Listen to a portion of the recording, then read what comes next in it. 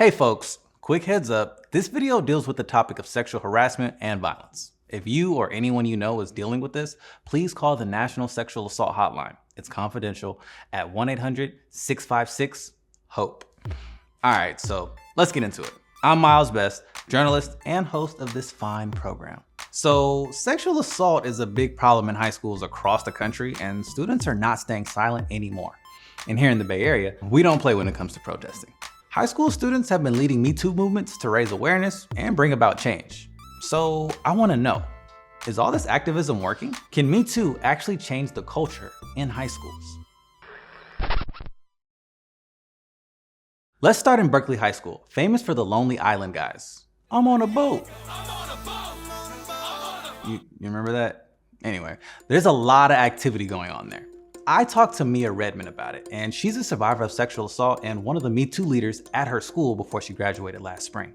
We decided there needs to be some sort of change in order to make sexual harm less prevalent at Berkeley High because we had seen it so much. She helped organize a massive student walkout in February of 2020, and together with other activists, took the mic at school board meetings to make sure that student voices and stories are heard. Mia said the school system wasn't doing enough to stop what she calls rape culture, which is shorthand for an environment where rape and sexual harassment stay under the radar and survivors are often blamed, while perpetrators often get away with it. And this all gets amplified by parties and school events where harassment happens so often without any consequences that it starts to feel normal. You're at a party and you're hooking up with someone. Then when someone gets too drunk and when someone does decide to make a report, everyone just kind of this is normal, this happens all the time, and this is not assault. There's a lot of excuses, I think, because it's so normalized, and I think that directly leads to rape culture. Now, sexual abuse doesn't just happen between students, of course. It can also involve adults like teachers or school staff. And this isn't just happening at Berkeley High. Let's go to Los Gatos, California. Fun fact, that's where Netflix is headquartered at. And if you know me, you know that me and Netflix are like this. And there I met Natalie Brooks, who made a short film about the Me Too movement last year at Los Gatos High School. And quick plug, Natalie's film just won a big award at the All-American High School Film Festival. Check it out, the link is in our description. From the outside, LG is idyllic. Perfect teens and perfect clothes from perfect families. And don't forget the money. But like most seemingly perfect things, you just can't see the cracks. Yet. So she's not a survivor of abuse herself, but Natalie got mad after reading all these stories about abuse posted anonymously to an Instagram account her friend started. It was that everybody was sort of participating in that culture of just sort of careless misogyny, I guess, just sort of not addressing it and being like, oh, it's a joke, I think I was more people need to know about this. What can I do to help, I guess, spread the word that this is happening? This isn't just a Bay Area thing. This is a problem all over the country.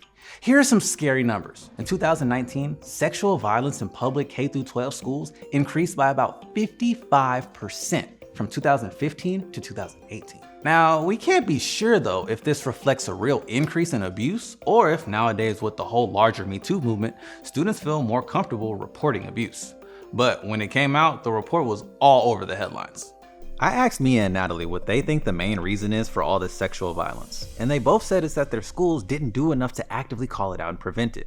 Technically, there is a federal law called Title IX. It guarantees students the legal right to an education without being sexually harassed or assaulted. And it's hella long and complicated. So we thought, we want you to read it. So we're gonna give you 20 minutes. We're gonna sit here and y'all are gonna read through Title IX and I'm just gonna kick back. So enjoy that.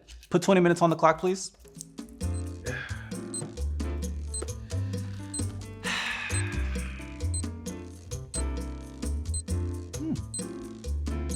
I'm just playing.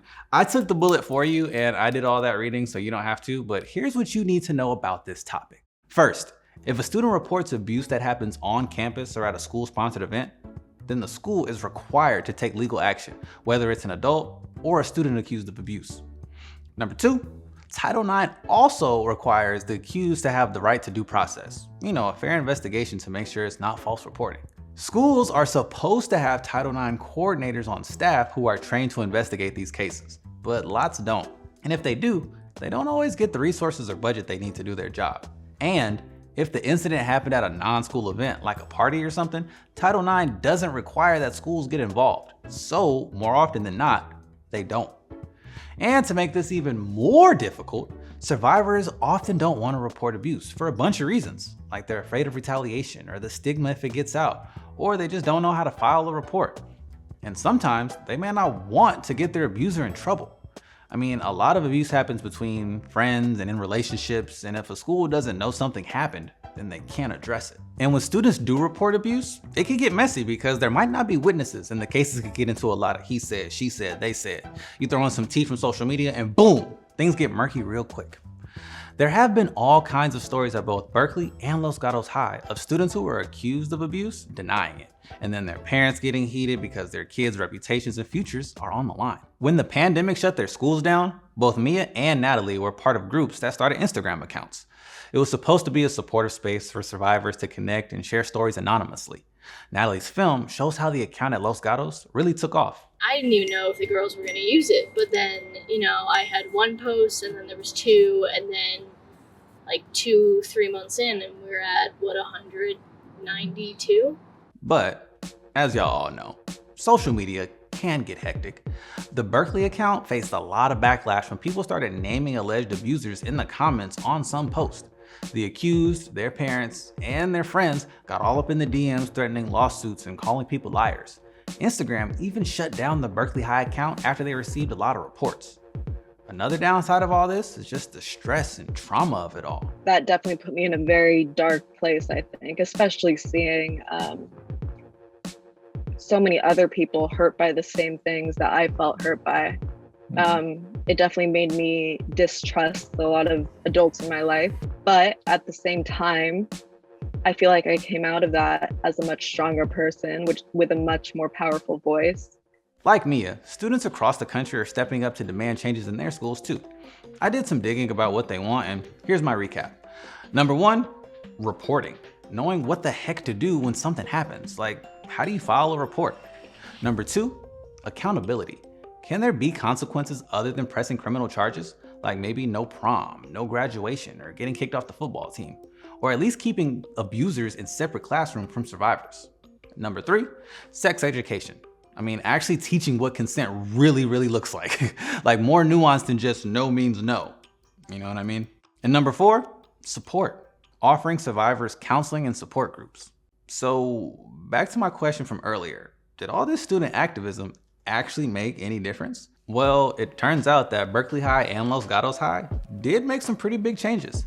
Things like hiring Title IX investigators, more training for staff and teachers, funds for classes about consent, an anonymous tip line. But students say there's still more to do. And now that students are back in person at school, Me Too activism is heating back up. I think we have a lot more power than we think we do.